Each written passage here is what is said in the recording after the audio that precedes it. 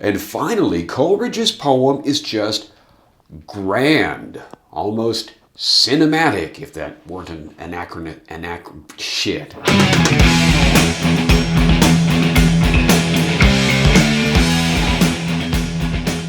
Hey everybody, just me again, Wayne. And yes, now it's time for the Iron Maiden video with which I plan to begin this whole Maiden thing. Rime of the Ancient Mariner. It's kind of ironic, I think, that hundreds and hundreds of millions of people are acquainted with Rime of the Ancient Mariner, the general story at least, through Iron Maiden's song than ever would have been imagined by the guy who wrote the poem. This cat, Samuel Taylor Coleridge, late 17th century, pre-romantic poet. And the obvious question, right, is how could an 18th century poem become a 20th century heavy metal classic? Well, let's think about it. First, the original is a narrative poem, which means it tells a story. And Maiden songs are all about stories. In fact, I can't even think of a Maiden song that is of the typical sort of pop metal, the power of rock or gonna f*** you all night long kind of song. Maiden tells stories and have been ever since their first album. Also, as an artifact from the British Romantic movement, the poem has a heavy supernatural vibe to it. Again, very Maiden. Maiden have been including supernatural elements or references thereto, I should say, in their music ever since the first album, clear up until the present day. Now, romantic is not romance as in harlequin romance, heaving bosoms and all that kind of thing. Rather, the Romantic movement was a period in English literature, poetry and novels and so forth, in the late 18th and early 19th centuries. Also, Coleridge's poem is very atmospheric in that it really pushes the tone. Iron Maiden's music, very atmospheric. Coleridge's poem has a fast, even meter that carries the reader through the poem. A lot like the heavy metal gallop that Maiden has mastered. In fact, let's dub Coleridge's meter the romantic poem gallop. Okay, I decree from now on, whenever someone teaches Rime of the Ancient Mariner, they have to refer to the romantic poem gallop as the meter of the poem. So, all right, I'm glad we got that straightened out. The original poem, in a sense, a very big sense, is about personal choices and then dealing with the consequences of those choices. Yet again, this is a thing that Maiden has explored since their very first album, in song after song after song. Finally, Coleridge's poem is just grand. It's big in ideas and it's big in action. And if you can name me a single Iron Maiden album that doesn't feature at least a couple of songs that are really huge in aspiration and in scope, well, you can't, because there aren't any such Iron Maiden albums. Every Maiden album features at least a couple of songs with lofty aspiration. So, all this having been said, let's go back to our original question. How could an 18th century poem become a 20th century heavy metal classic song? Let's rephrase it. How could this poem of Samuel Taylor Coleridge's become this song of Iron Maiden's? Well, given all the things that we've just discussed about the poem and comparing it to elements found commonly in Maiden's music, maybe a more appropriate question is, how in the hell couldn't this poem by Samuel Taylor Coleridge become this song by Iron Maiden? I think Steve Harris did an amazing job in condensing so many of the elements of a long narrative poem into no more words than could be sung in 14 minutes. And that's complete with lead breaks and everything. So there you go. But what to say about it? It has a theme. Oh yes, that dreaded intro to Litward theme. It has a point, which we find right at the end of the song, and we'll get to that. The Romantics really emphasized nature with a capital N especially. The Romantics really, well, romanticized nature as a living, breathing, organic, sentient kind of thing that we all should be in awe of and worship and so forth. And of course, the reality is that nature is just trying to kill us all the time. But that's a topic for another talk. Now, I would love to really delve into all the musical dynamics of the song, but I'm not going to, because I can't. I'm just not well versed enough in music theory to really do that. But I can talk about just a very few things, and these relate to the tempo. They relate to the rhythm, they relate to the speed, and in a way, this is where Maiden sort of one-ups Coleridge, because Maiden are able to use the musical dynamics to emphasize mood in various sections of the composition in a way that Coleridge, working just with the words, could not. Okay, couple of things to keep in mind about the poem. Coleridge is assuming that there are visible and invisible powers in the universe, and that the invisible are just as important and just as powerful as the visible. And this is where the supernatural really comes in, is like nature with a capital N, death with a capital D, life in death, and so on and so forth. So that's where we're at here. Now, the song begins, right, at a wedding. Why a wedding? Well, a wedding is the start of a journey, right? Marriage is a journey.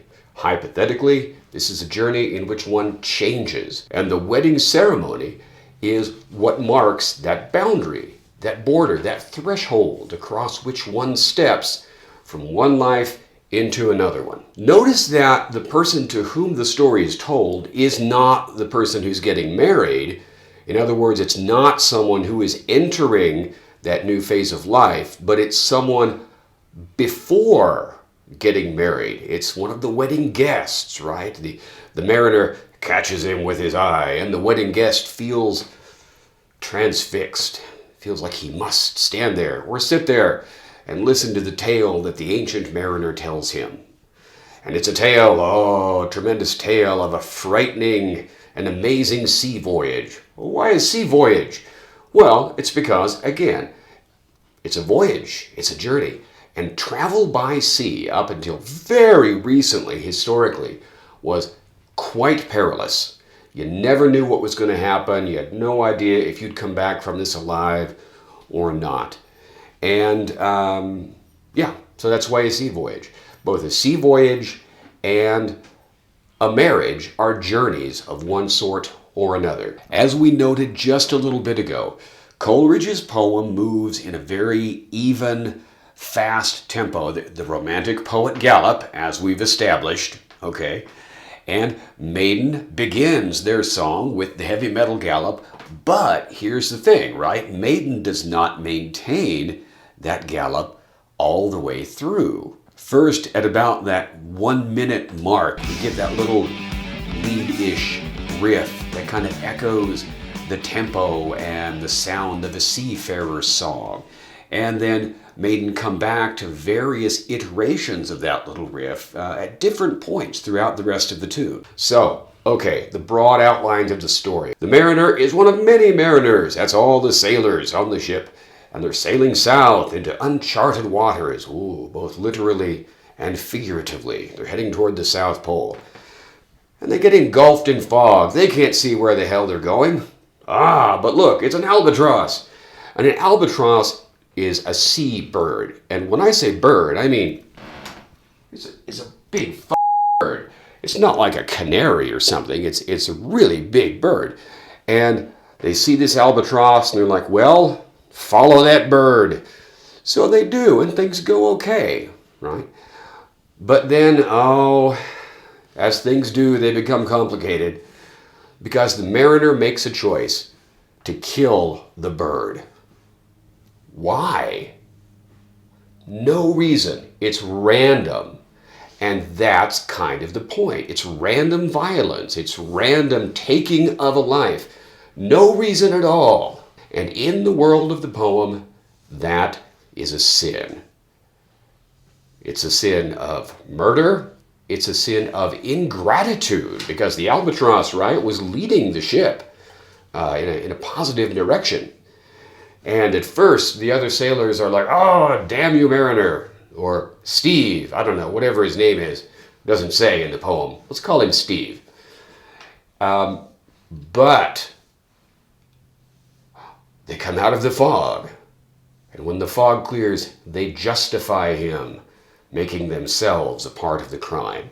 In other words, when the fog clears, the other sailors are no longer like, "Steve, why'd you kill the bird?" They're like, "Oh, hey, good job killing that bird. I don't like birds anyway. See, look, sunshine, wonderful waters, everything's great." Oh, no. That's not the attitude to have, as it turns out. Suddenly all of the other mariners, the other sailors, are accomplices, like being accomplices to murder. And now is when things get bad. They're in a sunny environment, a sunny sea, and the ship becomes becalmed. This is a sailing ship, remember.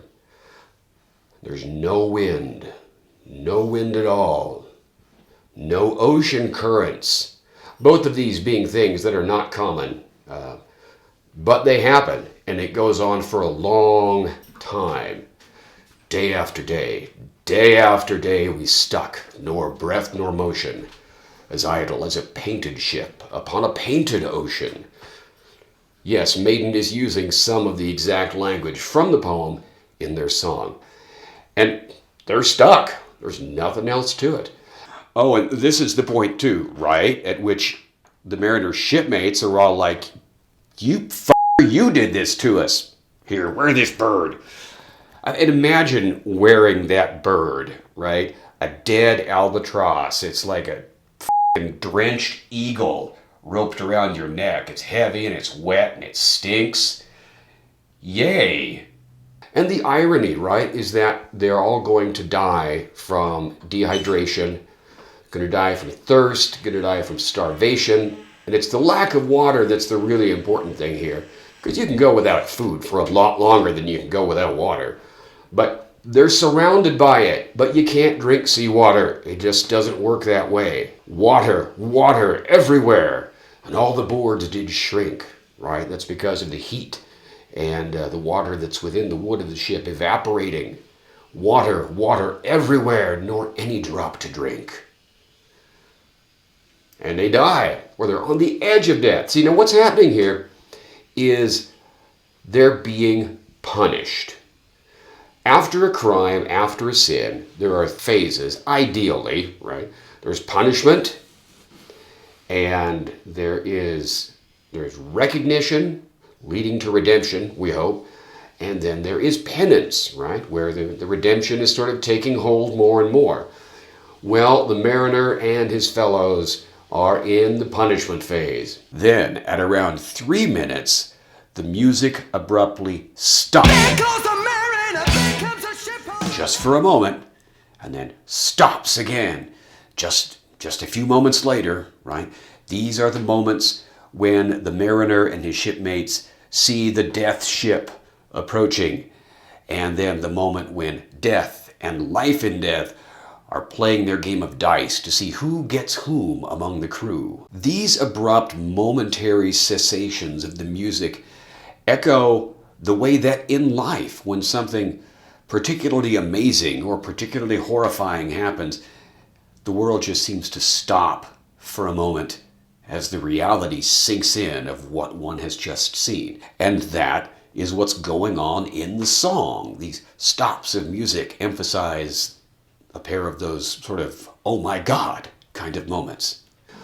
In the ship, on the ship, right, we have two occupants, death, capital D, and life in death, capital L, probably capital I, capital D. And as the mariner had committed a random act of violence in killing the albatross, death and life in death choose who gets whom among the sailors randomly.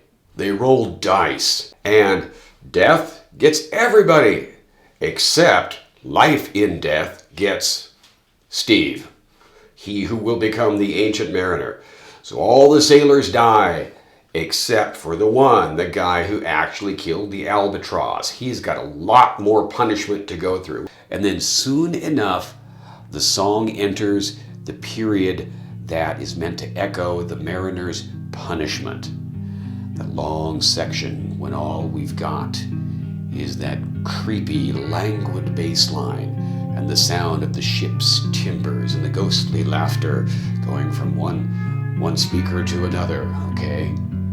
All of this relates to the way in which, for the mariner, this punishment is not swift.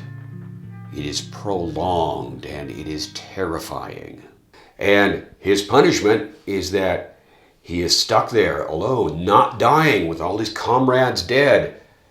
Except they keep coming back to life for a while and freaking him out, as one would be freaked out when surrounded by zombies, and then dying again, and coming back to life and dying again.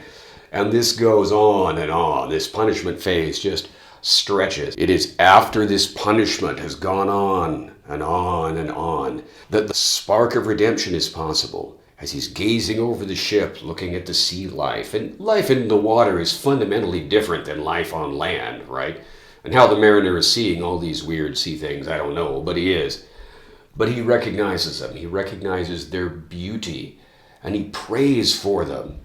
He prays for them to be blessed as God's creatures, as he himself is. That's the moment. He recognizes what a bad thing he did in killing the albatross, and he blesses the sea creatures, or prays for their blessing. There's the moment. That's the spark. And then the song moves into that period of real staccato eighth notes, or maybe they're 16th notes. I don't know, there's some multiple of 8. And then down in falls comes the rain. Now in the poem, the mariner falls into a trance or a coma or something after blessing the sea creatures, realizing what he did wrong. And he wakes up and it is raining, or has rained, and he's sopping wet. But that's great, because this is water you can drink. And this is a great part of the poem, but it did not make it into the song. The other sailors come back to life one more time. And they come back to life, and the wind picks up. The sailors come back to life, and the zombies help the mariner sail back to England. In fact, the mariner's nephew is helping him, pull on a rope to hoist the sail or switch the mizzenmast, or I don't know, some f***ing sailor thing that you do. But the zombies help him sail back to England because he has realized what he's done wrong. He is now on the road to redemption, and he will now be redeemed through his penance. Penance is what you do to make up for the bad thing that you did. And then at the end of the song, things sort of come full circle with the heavy metal gallop again.